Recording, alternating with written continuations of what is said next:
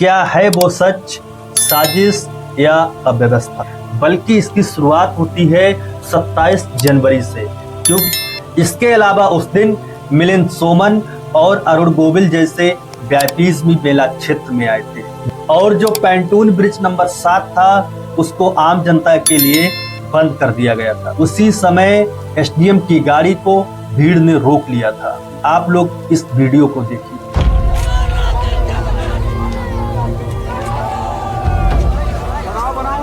VIP लोग को दे रहे हैं लेके जाने के लिए। आप लोग एक नेता आ रहे हैं, उसके लिए आप लोग पूरा बंद करिए। जो आपने ब्रिज बनाया 14 पूरे काम के लिए, जब पब्लिक ने आप अगर नेता का सर्विस करा तो नेता का सर्विस करो। अब आप लोगों को सुनकर आश्चर्य होगा, जो मेला क्षेत्र में 30 पैंटून ब्रिज बने थे उनमें से मात्र 3 पुल ब्रिज नंबर 13, 14 और 15 ही आम जनता के लिए खोले गए थे। मतलब कि भीड़ उस क्षेत्र में लगभग 3 दिनों की इकट्ठा हो रही थी और इसी कोशिश में भगदड़ की स्थिति बन जाती है। उत्तर प्रदेश के मुख्यमंत्री योगी आदित्यनाथ जी प्रयागराज महाकुंभ में भगदड़ को एक साजिश बता रहे हैं। तो ऐसा क्या है जिसकी वजह से उन्हें इतनी बड़ी घटना एक साजिश लग रही है? उनका कहना है इस भगदड़ के पीछे साजिश है, महाकुंभ को असफल बनाने की कोशिश की गई है। वहीं प्रत्यक्षदर्शी श्रद्धालुओं का कहना है कि इतनी बड़ी घटना जो हुई है वो अव्यवस्था के कारण हुई है। आज के वीडियो में हम उस सच को तलाशने की कोशिश करेंगे जो महाकुंभ में हुई मौतों का जिम्मेदार है। क्या है वो सच, साजिश या अव्यवस्था? इस सच को जानने के लिए वीडियो के अंत तक आपको हमारे साथ बने रहना होगा। तो जय हिंद साथियों, मैं विक्रम सिंह स्वागत करता हूं आपका अपने इस YouTube चैनल पर। अगर आप चैनल पर नए आए हैं तो चैनल को सब्सक्राइब कीजिए और वीडियो अगर अच्छा लगे तो वीडियो को लाइक और शेयर कीजिए। तो चलिए शुरू करते हैं आज का वीडियो। आज के वीडियो में हम सबसे पहले पड़ताल करेंगे उन अव्यवस्थाओं की जो वीआईपी मूवमेंट के कारण फैली थी। बाद में हम उस एंगल की भी बात करेंगे जिसे साजिश बताया जा रहा है। अगर ये साजिश है तो सरकार अभी तक चुप क्यों है? ये अव्यवस्था कोई अचानक 28-29 जनवरी की रात को ही नहीं होती है, बल्कि इसकी शुरुआत होती है 27 जनवरी से, क्योंकि 27 जनवरी से मेला क्षेत्र में वीआईपी मूवमेंट पहले से ज्यादा बढ़ गई थी, जो 28 को भी रही और 28-29 की रात को ये हादसा हो गया। आप लोग पहले इस वीडियो क्लिप को देखिए।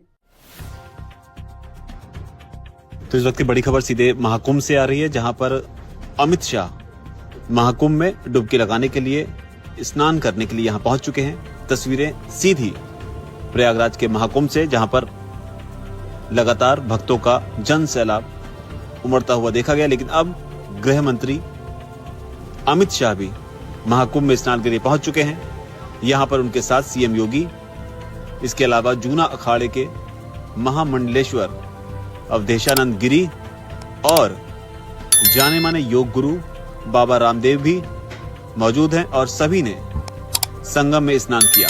ये वीडियो है 27 जनवरी की, जब अमित शाह के साथ बाबा रामदेव और किरण रिजिजू जैसे वीआईपीज आए थे। इसके अलावा उस दिन मिलिंद सोमन और अरुण गोविल जैसे वीआईपीज भी मेला क्षेत्र में आए थे। जब ये वीआईपीज आए तो आम जनता की मूवमेंट रोक दी जाती है और ये लोग घंटों इंतजार करते रहे और जो पैंटून ब्रिज नंबर 7 था उसको आम जनता के लिए बंद कर दिया गया था, जिस वजह से जनता में आक्रोश बढ़ने लगा था। उसी समय एसडीएम की गाड़ी को भीड़ ने रोक लिया था। आप लोग इस वीडियो को देखिए।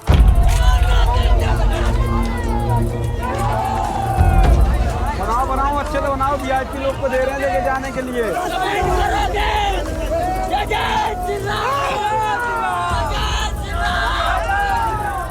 आप लोग एक नेता आ रहे हैं, उसके लिए आप लोग पूरा बंद करिए। जो आपने ब्रिज बनाया 14 पूरे काम के लिए, जब पब्लिक ने आप अगर नेता का सर्विस करा तो नेता का सर्विस करो। स्नान किया कि नहीं किया? स्नान किया जाके रुके, उसके बाद निकलने नहीं दे रहा। बोला कोई नेता आ रहा है तो निकलने नहीं दिया हम लोग को। फिर आके पूरी कैसे फाड़ करके निकले हम लोग। हम अपने घर नहीं जा पा रहे हैं। अमित शाह को हाँ बताइए, नहीं कंट्रोल है वो, क्या कर रहे हैं? पीपा पुल का पूरा बर्बाद कर दिया हम लोग का टैक्स का पैसा को यूज करके। यहाँ भीड़ में लोग कह रहे हैं वीआईपी सीधे चले जा रहे हैं, आम जनता को क्यों रोक लिया है? क्या ये सब केवल वीआईपीज के लिए ही है? अब आप लोगों को सुनकर आश्चर्य होगा, जो मेला क्षेत्र में 30 पैंटून ब्रिज बने थे, उनमें से मात्र 3 पुल ब्रिज नंबर 13, 14 और 15 ही आम जनता के लिए खोले गए थे। मतलब कि जो आम जनता लाखों करोड़ों में थी, उसके लिए मात्र 3 ब्रिज थे, और जो तथाकथित चंद मुट्ठी भर वीआईपीज थे, उनके लिए 90% ब्रिज थे। यही हाल 28 को भी था। 28 जनवरी को पुल नंबर 3, 14, 15, 17, 19 और 22 मात्र 7 ब्रिज आम जनता के लिए खोले गए थे, और बचे हुए 23 ब्रिज वीआईपीज के लिए थे। अब ये जो 27-28 जनवरी की भीड़ थी, जिसका वीआईपीज की वजह से स्नान नहीं हो पाया था, वो और इसके अलावा 29 जनवरी को जो स्नान करने वाले थे, वो लोग भी आने लगे थे। मतलब कि भीड़ उस क्षेत्र में लगभग 3 दिनों की इकट्ठा हो रही थी। मतलब कि 3 दिनों से भीड़ लगातार आ रही थी, और जितने वापस जाने चाहिए वो नहीं जा पाए। और 28-29 की रात मौनी अमावस्या के दिन भी केवल ब्रिज नंबर 1, 2, 13, 14, 15, 17, 18, 19 और 22 मतलब कि आम जनता के लिए केवल 9 ब्रिज ही खोले गए थे, जबकि 30 में से 21 बचे हुए ब्रिज वीआईपीज के लिए थी। जो जनता करोड़ों में थी, उसके लिए उस दिन भी मौनी अमावस्या के दिन केवल 9 ब्रिज ही खोले गए थे, जिस वजह से 28-29 की रात भीड़ क्षमता से अधिक इकट्ठा हो गई और आम जनता अव्यवस्था का शिकार हो गई। ये थी पहली अव्यवस्था जो इस घटना के लिए पूरी तरह से जिम्मेदार है। दूसरी गलती की मेला एसएसपी राजेश द्विवेदी ने, जिनके कंधों पर महाकुंभ की सुरक्षा की पूरी जिम्मेदारी थी। उन्होंने क्या गलती की? जब 27-28 जनवरी की भीड़ जमा हो गई, आगे ये लोग नहीं जा पा रहे थे क्योंकि पुल बंद थे। ये एसएसपी साहब क्या करते हैं, ये पूरे एरिया को कवर करते हैं और बैरिकेडिंग कर देते हैं। जो लोग आगे थे वो पुल क्रॉस नहीं कर पा रहे थे क्योंकि पुल बंद थे, और उनके पीछे बैरिकेडिंग थी, और बैरिकेडिंग के पीछे और लोग बढ़ते जा रहे थे क्योंकि बैरिकेडिंग की वजह से वो लोग आगे नहीं बढ़ पा रहे थे। जब ये लोग आगे नहीं बढ़ पाए तो उन्होंने वहीं पर अपने बिस्तर लगा लिए और वो लोग वहीं पर लेट गए थे। यहीं पर प्रशासन ने लापरवाही कर दी। जो लोग बैरिकेडिंग के पीछे लेट गए थे, उनको वहां से हटाया नहीं, उनको वहीं पर लेटने दिया गया। तभी क्या होता है, जो लोग आगे थे, पुल बंद होने की वजह से आगे नहीं बढ़ पा रहे थे, अब वो लोग पीछे हटने की कोशिश करते हैं, और इसी कोशिश में भगदड़ की स्थिति बन जाती है। जब भगदड़ की स्थिति बनी तो बैरिकेडिंग टूट गई, और जो लोग बैरिकेडिंग के पीछे लेटे हुए थे, भीड़ ने उनको रौंद दिया। अब सरकार अपने प्रशासन की लापरवाही छिपाने के लिए इसे साजिश का एक नया रंग दे रही है। अगर ये साजिश है तो इसका पर्दाफाश क्यों नहीं करते? आप तो सरकार हैं, आपके पास तो सारी जानकारी होनी चाहिए, क्योंकि राज्य में आपकी सरकार है, केंद्र में आपकी सरकार है, फिर भी कार्रवाई में इतना समय क्यों लग रहा है? फिर भी सिर्फ बयान दे रहे हैं, कार्रवाई क्यों नहीं कर रहे?